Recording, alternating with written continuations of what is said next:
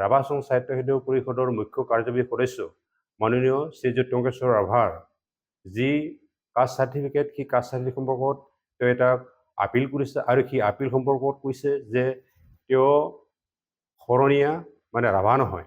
গতিকে আমি এই সম্পৰ্কত আমি স্পষ্টীকৰণ এইটোৱে দিব বিচাৰিছোঁ যে নিখিল ৰাভা ছাত্ৰ সন্থাৰ তেওঁ ইতিমধ্যে 2002 চনৰ পৰা 2013 চনলৈ সুদীৰ্ঘ 12টা বছৰ তেওঁ নিখিল ছাত্ৰ সন্থাৰ সভাপতি পদত অধিষ্ঠিত হৈ আছিলে বা অলংকৃত কৰি আহিছে।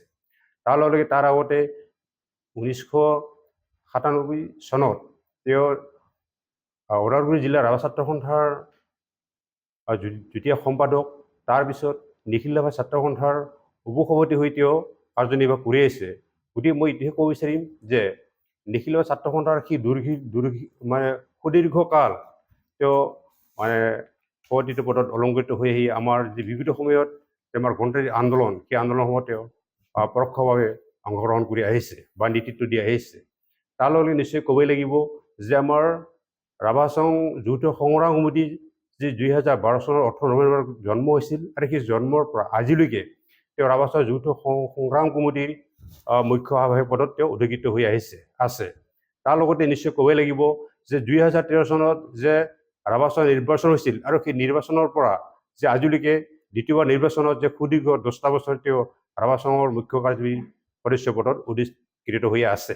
গতিকে সেইজন মহান ব্যক্তিক বা সেইজন ৰাভা জাতিৰ কাৰণে সেৱা কৰা ব্যক্তিক যে আজি তেওঁ ৰাভা নহয় বুলি ক'ব লাগিছে, গতিকে তাৰ কাৰণে আমি নিখিল ছাত্ৰ সন্থাই সেই যে ৰঞ্জন ৰাভাই যে অৱগত কৰা বা ৰঞ্জন ৰাভাই যে প্ৰেছ জৰিয়তে ৰাইজক জনোৱা সেই কথাষাৰ নিশ্চয় আমি মৰ্মাহত হৈছোঁ আৰু ধিক্কাৰ দিছোঁ। এইটো কাৰণে আমি ধিক্কাৰ দিব বিচাৰিছোঁ যে ইতিমধ্যে এই শৰণীয়া বুলি কোৱাৰ লগে লগে কোনো জাতি বা জনগোষ্ঠী নাই। শৰণ বুলি ক'লে নিশ্চয় জনা ভাল যে শৰণীয়া কাক কয়।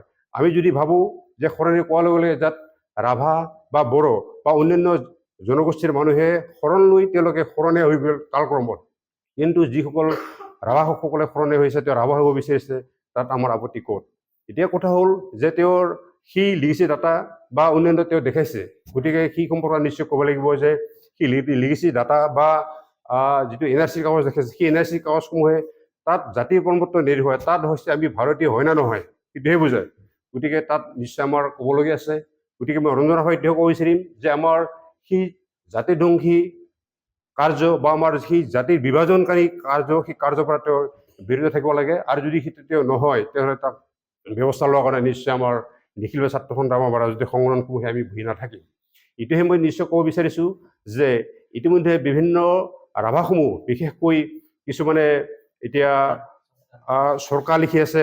এখন আমাৰ নিশ্চয় গম পায় যে নিখিল ৰাভা সাহিত্য সভাৰ সভাপতি ৰমেশ চৰকাৰ এটা সময়ত সভাপতিৰ পদ অলংকৃত কৰি আছে। গতিকে সেই চৰকাৰজন আমি আজি ৰাভা নহয় ক'ম, কাৰণ তেওঁ ৰাভাই। কাৰণ ঠিক তেনেকৈ আমাৰ ইয়াত আছে চৌধুৰী লিখা মানুহ, চৌধুৰী লিখা মানুহো আমাৰ ৰাভা আছে।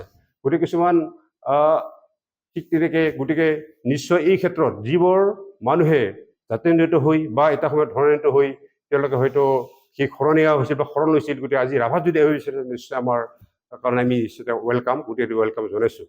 গতিকে মই এইটোৱে ক'ব বিচাৰিম যে সেই টঙ্কেশ্বৰ ৰাভা অকল সেইটোৱে নহয়, তেওঁ 2010 চনত নেশ্যনেল UN-ত গৈ যে ৰাভা জাতিৰ হৈ বা আমাৰ ৰাভা জাতিৰ যে আমি কি বিচাৰিছোঁ, আমি কি ভাল পাবি, ক'ত থাকোঁ বা ৰাভাৰ অভাৱযখিনি তেওঁ তাত যে উত্থাপন কৰিছিল, সেই উত্থাপন কৰা ব্যক্তিক আজি তেওঁ ৰাভা নহয় বুলি ক'বলৈ আহিছে।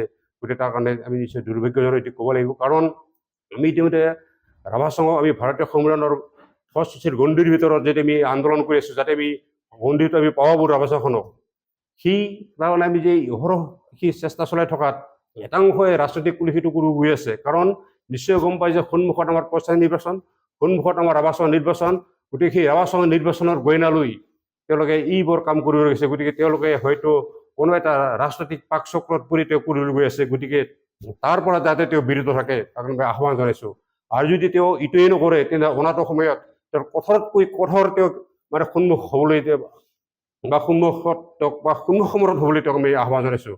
গতিকে এইবোৰ যাতে জাতিধ্বংসী কাম বা এইবোৰ যাতে আমাৰ ইয়াৰ মাজত যাতে আমাৰ বিভ্ৰান্তিৰ সৃষ্টি কৰা কাৰ্যৰ পৰা যাতে তেওঁ বিৰত থাকে তাকে মই আহ্বান জনাইছোঁ। প্ৰথম আমাৰ স্পষ্ট মত, যি হৈছে বেয়া হৈছে, জাতিটোৰ কাৰণে দুৰ্ভাগ্যজনক, লজ্জাজনক কথা। ৰাভা জাতিটোৱে নিজৰ আত্মপ্ৰতিষ্ঠাৰ কাৰণে সংগ্ৰাম কৰিব লগা হৈছে। সামাজিকভাৱে, সাংস্কৃতিকভাৱে, অৰ্থনৈতিকভাৱে, ৰাজনৈতিকভাৱে নিজক প্ৰতিষ্ঠা কৰিবৰ কাৰণে ইতিমধ্যে এখন দীঘলীয়া সংগ্ৰাম ইয়াত চলি আছে।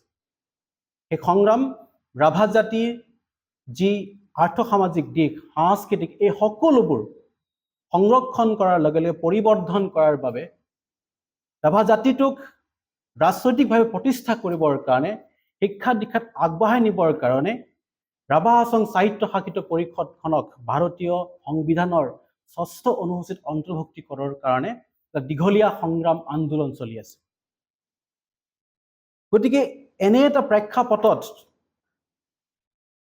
প্ৰেক্ষাপটত যিগৰাকী ব্যক্তিয়ে সংগ্ৰামটোক এটা গতি দিলে, যিগৰাকীৰ সংগ্ৰামী সত্তাত মোহিত হৈ, আন্দোলিত হৈ হাজাৰজন যুৱক যুৱতী ওলাই আহিছে, সমগ্ৰ ৰাভা জাতিয়ে তেখেতক লিডাৰ হিচাপে গ্ৰহণ কৰিছে, ঠিক তেনেকুৱা এটা সময়ত শ্ৰী ৰঞ্জন ৰাভাই যি এটা অভিযোগ আনিছে যে শৰণীয়া হয়, ৰাভা নহয়। তেখেত নিশ্চয় জানে, শিক্ষিত ব্যক্তি বুলি মই ভাবিছোঁ, জানি বুজি তেওঁ হয়তো ভুল কৰিবলৈ আগবাঢ়িছে। ইতিমধ্যে সভাপতিয়ে উল্লেখ কৰিছে যে টাইটেলেৰে, চাৰনেমেৰে এটা জাতিৰ নিৰ্ধাৰণ নহয়। এটা জাতিৰ নিৰ্ধাৰণ হয় সেই জাতিটোৱে, সেই গোষ্ঠীটোৱে কি ধৰণে বাস কৰিছে, কি ধৰণৰ জীৱন ধাৰণ তেওঁলোকে লৈ আগবাঢ়িছে, কি তেওঁলোকৰ ৰীতি নীতি, এই আটাইবোৰ বা এফিলিয়েশ্যন, সেইটোৰ ওপৰত বেছ কৰি পেলাই আধাৰ কৰিহে জাতি এটাৰ নিৰ্ধাৰণ হয়। এয়া আমি কোৱা কথা নহয়, এয়া আইনে কোৱা কথা। এতিয়া কথাটো হ'ল যে আমি এই সময়ত টংকেশ্বৰ ৰাভাক কেৱল কি মুখ্য কাৰ্যবাহী সদস্য হিচাপে চাম নেকি? আজিৰ সময়ত তেওঁৰ যি বেকগ্ৰাউণ্ড, তেওঁৰ যি অতীত, 1995ত তেখেত এজন ইঞ্জিনিয়াৰ গ্ৰেজুৱেট। ইচ্ছা কৰিলে তেওঁ সেইটো সময়ত এটা চাকৰি লৈ সুন্দৰ জীৱন যাপন কৰিব পাৰিলেহেঁতেন, কিন্তু তেওঁ ছাত্ৰ সন্থাত নিজক উৎসৰ্গা কৰি ৰাভা জাতিৰ সেৱা কৰিবৰ কাৰণে তেওঁ আগবাঢ়িল। 1997ত তেওঁ ওদালগুৰি জিলাৰ ৰাভা ছাত্ৰ সন্থাৰ সাধাৰণ সম্পাদকত অনুষ্ঠিত হৈ তাত কাম কৰিল। 1999ত তেওঁ ৰাভা ছাত্ৰ সন্থাৰ উপসভাপতি হ'ল। আৰু তেওঁৰ যিটো ডাইনামিজম, গতিশীলতা, প্ৰগতিশীল চিন্তাক ৰাভা ৰাজ্যে আঁকোৱালি লৈ তেখেতক 2002 চনত সভাপতিৰ দৰে আসনত অলংকৃত অধিষ্ঠিত কৰিলে। আৰু দীৰ্ঘদিনীয়া তেখেত 12 বছৰ কাল, অৰ্থাৎ 2002 চনৰ পৰা 2013 চনলৈকে তেওঁ সভাপতিৰ দায়িত্বত থাকিল। সেই দায়িত্বত থকা সময়ত তেখেতে আমাৰ যি আজি সংগ্ৰাম এখন চলি আছে, সেই সংগ্ৰামৰ এটা গতি আনিবৰ কাৰণে, সংগ্ৰামটোক একত্ৰিতভাৱে আগবঢ়াই নিবৰ কাৰণে 2003 চনত 6ষ্ঠ অনুসূচিত বিষয়ববৃত্তি তেওঁ গঠন কৰিছিল, তেখেতৰ নেতৃত্বত সকলোকে লৈ পেলাই। গতিকে তেখেতক আমি এই সময়ত কি এবল চিফ হিচাপে চাম নেকি? তেখেতৰ অতীত আমি নাচাম। তেখেত, মই ইতিমধ্যে কৈছোৱে, বাই এফিলিয়েশ্যন, বাই বাৰ্থ হ'ব পাৰে, বাই প্ৰেক্টিচ হ'ব পাৰে, বাই এফিলিয়েশ্যন হ'ব পাৰে। অৰ্থাৎ তেওঁ জন্মসূত্ৰে তেওঁক পিতৃ মাতৃয়ে ৰাভা উপাধি দিছে। তেওঁ ৰাভা উপাধি লৈ পেলাই তেওঁ আনুষ্ঠানিক শিক্ষা গ্ৰহণ কৰিছে, তেওঁ ইঞ্জিনিয়াৰ হ'ল। তেওঁৰ গোটেই ঘৰখনৰ যিটো পৰিৱেশ, তাত পূজা পাতল আৰম্ভ কৰি পেলাই তেওঁ ৰাভা সমাজৰ লগতে তাত থাকে। গতিকে এফিলিয়েটেড হৈ গৈছে ৰাভা সমাজৰ লগত, নিজক বিলীন কৰি পেলাইছে। গতিকে ব্যক্তি হিচাপে তেখেতক আমি এই ধৰণে চাম যে জন্মসূত্ৰে তেওঁ ৰাভালৈ উপাধি লৈ লালিত পালিত হৈছে, আনুষ্ঠানিক শিক্ষা গ্ৰহণ কৰিছে, ৰাভা সমাজলৈ উঠা বহা কৰিছে, আৰু ৰাভা সমাজে তেখেতক একচেপ্ট কৰি লৈছে। আনকি আমাৰ ৰাভা কাষ্টমাৰী লট কোৱা আছে, আমি এডপ্ট কৰিব পাৰোঁ। আমি এতিয়াও কম, ৰাভা ছাত্ৰ সন্থা হিচাপে ৰাভা জাতিটোক আৰু সংখ্যাগৰিষ্ঠতা কৰিবৰ কাৰণে আমি আৰু ৱেলকাম কৰিম। যদি কোনোবা ৰাভা লিখিবলৈ আগ্ৰহ, আমি ৰাভা উপাধি দিব কাৰণে তেখেতক আমি ৱেলকাম জনাম, আমাৰ সিদ্ধান্ত। এতিয়া কথা হ'ল, তেখেতক ব্যক্তিগত হিচাপে তেনেকে চালো আমি। আৰু এইটো কথা হয়তো ক'ব পাৰে যে শৰণীয়া তেওঁৰ ককা দেউতা শৰণীয়া লিখিছে, হ'ব পাৰে, এটা সময়ত লিখিব পাৰে। কাৰণ শৰণীয়া বুলি জাতি নাই।